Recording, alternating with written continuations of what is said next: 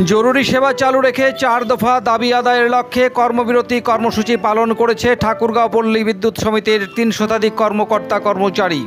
রোববার সকাল থেকে ঠাকুরগাঁয়ের জগন্নাথপুরে কেন্দ্রীয় কর্মসূচির অংশ হিসেবে কর্মবিরতি কর্মসূচি পালন করেন পল্লী বিদ্যুৎ সমিতির 3 শতাধিক কর্মকর্তা কর্মচারী।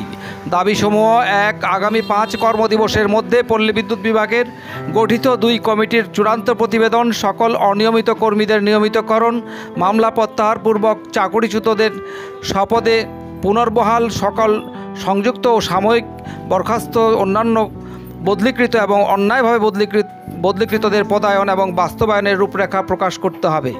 2. 17 আগস্ট থেকে অদ্যাবধি হয়রানিমূলকভাবে বরখাস্তকৃত সংযুক্ত কর্মকর্তা কর্মচারীদের বরখাস্ত আদেশ বাতিলপূর্ব কর্মস্থলে পদায়ন করতে হবে।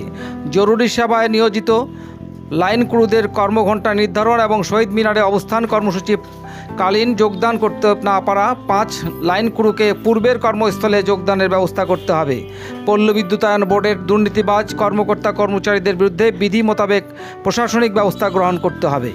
এই কর্মসূচি দেশের 80টি পল্লী বিদ্যুৎ সমিতির কর্মকর্তা কর্মচারীগণ একসাথে পালন করছে। দাবি আদায় না হলে বৃহত্তর কর্মসূচির ঘোষণা দেন আন্দোলনকারীরা।